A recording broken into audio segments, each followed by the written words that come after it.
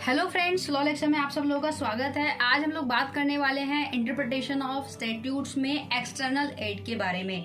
इससे पहले हम लोगों ने समझा था इंटरनल एड क्या होता है। इस वीडियो में हम लोग कवर करने वाले हैं टेक्स्ट बुक क्या है, पार्लियामेंट्री हिस्ट्री क्या है, प्रीवियस लेजिस्लेशन क्या है, dictionaries, doctrine of state decision या जुडिशियल डिसीजन, फॉरेन डिसीजन देखेंगे।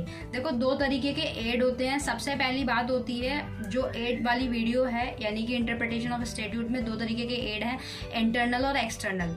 तो जिसने इंटरनल वाली वीडियो नहीं देखी है, ऊपर आई बटन पे आपको मिल जाएगी, आप वहां से जाके सबसे पहले इंटरनल वाली देख लो।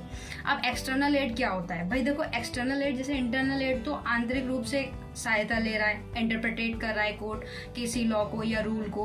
उसी तरीके से एक्सटर्नल रूप से कैसे लेता है, तो वो टेक्स्ट बुक के थ्रू भी हो सकता है, पार्लियामेंट्री हिस्ट्री के थ्रू हो सकता है। तो सबसे पहले बात करते हैं टेक्स्ट बुक के थ्रू। तो कोई भी चीज अगर नहीं समझ में आती तो टेक्स्ट बुक से हम लोग स्टडी करते हैं। वैसे ही सेम कोर्ट भी करता है, इंटरप्रेटेट करने के लिए किसी स्टैट्यूट को टेक्स्ट बुक की ऑथराइज्ड टेक्स्ट बुक होती है, जो कि जूरिस्ट के द्वारा लिखी गई होती है या एमिनेंट स्कॉलर के द्वारा लिखी गई होती है। ऐसा वो इसलिए करते हैं ताकि जो इनैक्टमेंट है उसके ट्रू मीनिंग को वो समझ सके या जान सके, इंटरप्रेटेट करने में आसानी हो। इसमें एक केस था Kesavananda Bharati versus state of Kerala, AIR 1973। इस केस में हुआ ये था कि ऑनरेबल जो सुप्रीम कोर्ट है उन्होंने ये रेफर किया था लार्ज नंबर टेक्स्ट बुक की, काफ़ी सारी टेक्स्ट बुक ले ली थी और उससे उन्होंने ओपिनियन को देखा था, इंटरप्रेटेट किया था। तो उस केस में ये चीज़ कोर्ट ने बोली थी कि जो ओपिनियन है वो काउंटर ओपिनियन है और जो कि एक्सप्रेस करेगा ऑथर और जूरिस्ट के उसको ओपिनियन को। ऑब्वियसली बात है, किसी टेक्स्ट बुक में है तो वो जूरिस्ट के ही ओपिनियन को करेगा। तो वहाँ पर क्या है, इट वाज नॉट डिजायरेबल, तो वहाँ पे वो डिजायरेबल नहीं था। तो ये एक तरीके से एक्सेप्शन भी देख सकते हैं हम। अब बात करते हैं सेकंड की कि पार्लियामेंट्री हिस्ट्री से कैसे मदद मिलती है। तो पार्लियामेंट्री हिस्ट्री क्या है? पहले होता था कि जो पार्लियामेंट्री हिस्ट्री होती थी, जो लेजिस्लेटिव हिस्ट्री होती थी, वो रेफर करते थे। लेकिन अब क्या हुआ, जब से इंग्लिश कोड आया और ये सारी चीजें चेंज हुई, तो उस कंडीशन में क्या है, जो प्रेजेंटेड पार्लियामेंट होगी, जो लेजिस्लेचर होगी, वो एक्सटर्नल एड का काम करेगी। यानी कि जो हिस्ट्री पार्लियामेंट्री की हिस्ट्री है वो काम नहीं करेगी। केस के थ्रू समझते हैं। केस था AK Gopalan versus state of Madras का। इस केस में ये हुआ था, AIR 1950 का केस है। इस केस में हुआ ये था कि सुप्रीम कोर्ट ने ये बात कह दी थी कि उसने ऑब्जर्व किया था कि जो डिबेट वगैरह जो पार्लियामेंट में हुई किसी भी बिल को लेके, तो वो एडमिसेबल नहीं है। और सीधी सी बात है, जो डिबेट है वो एडमिसेबल होगी भी कैसे, तो ये चीज कही गई थी। अब एक छोटा सा सब टॉपिक और है, प्रीवियस लेजिस्लेशन। तो जो लॉ में इनेक्टेड किया लेजिस्लेशन ने, कोई प्रीवियस वो किया, तो उस कंडीशन में क्या है, जो कोड है कोई जो कॉन्सिलेटेड कर दिया गया उस स्टैट्यूट में या उस लॉ में, तो उस पर्टिकुलर सब्जेक्ट में क्या होगा, उस केस में एक डाउट रह जाएगा, ऑब्वियसली बात है।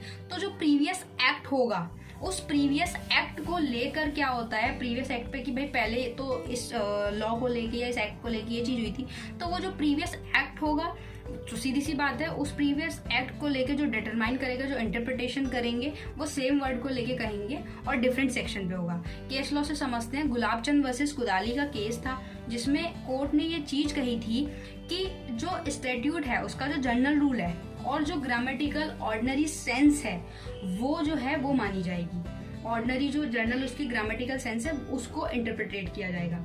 नेक्स्ट बात करते हैं डिक्शनरीज की। डिक्शनरीज, देखो नाम से पता चल रहा है डिक्शनरी। तो जब हमें कोई वर्ड नहीं मिलता तो हम लोग क्या करते हैं, जनरली डिक्शनरी में देखते हैं। अच्छा, डिक्शनरी में भी एक बात है, किसी एक वर्ड का अगर आप मीनिंग देखने जाओगे तो एक ही मीनिंग नहीं मिलेगा किसी वर्ड का, उसके काफी सारे मीनिंग भी निकल सकते हैं।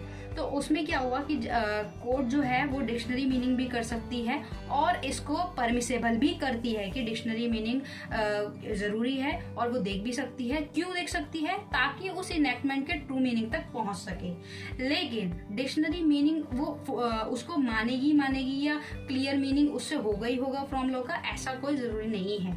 इसे केस से समझते हैं। Alamgiri versus state of Bihar 1956 का केस है।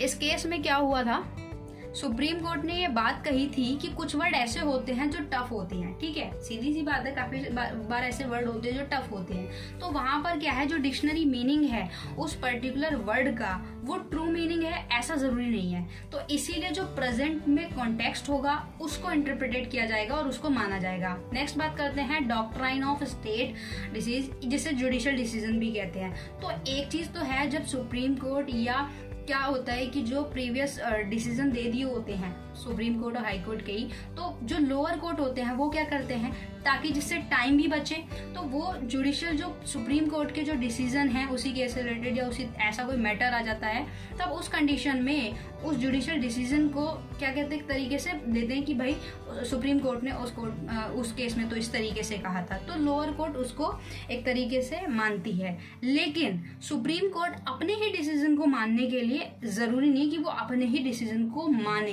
बाध्य नहीं है यहाँ पे। अब दूसरी बात यह है, जो डिसीजन होता है वो रेफर रहेगा इंडियन।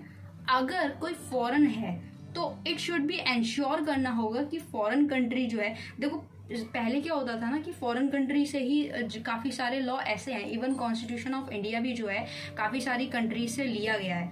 तो अब वहाँ पर ये चीज़ देखने वाली है कि वहाँ पर उस कंट्री में भी वो जुडिशियल सिस्टम फॉलो हो रहा है जो कि इंडिया में हो रहा है, तो उसका जूरिस्प्रूडेंस भी देखना बहुत ज़रूरी है। नेक्स्ट, जो जजमेंट है कोर्ट की वो कॉम्पिटेंट होनी चाहिए, जुरिडिक्शन ऑन मैटर, और ऑब्वियसली बातें होनी चाहिए। दूसरी बात, जो जजमेंट होती है सुप्रीम कोर्ट की उसे बाइंडिंग किया जाता है सभी कोर्ट में। लेकिन एक चीज यहाँ पे देखने वाली है, जो सुप्रीम कोर्ट ऑफ इंडिया है वो अपने ही दिए हुए डिसीजन को मानने के लिए या वैलिड रीजन है कि वो मानने के लिए बाध्य नहीं है, और उसके वैलिड रीजन भी हैं। अब बात करते हैं केस लॉ की, तो इसमें एक केस लॉ आया था Bengal immunity company versus state of Bihar 1955। इसमें यही चीज हुई थी कि सुप्रीम कोर्ट अपने ही डिसीजन को क्या कहते हैं मानने के लिए बाध्य नहीं। हालांकि वो उसने डिसीजन दिया था, उसका जुडिशियल डिसीजन था, बट कुछ वैलिड रीजन है जिसकी वजह से ऐसा नहीं होता। नेक्स्ट बात करते हैं फॉरेन डिसीजन। फॉरेन डिसीजन देखो बात पता चल रही है कि बाहर के डिसीजन की बात हो रही है। तो जैसा कि मैंने पहले बोला कि इंडिया के स्टैट्यूट में काफ़ी सारे जो प्रोविज़न हैं वो इंग्लिश स्टैट्यूट से ही लिए गए हैं। तो इंडिया का जो लीगल सिस्टम है कहीं ना कहीं इंग्लिश जूरिस्प्रूडेंस पे कहीं ना कहीं उसे देखने को मिलता है।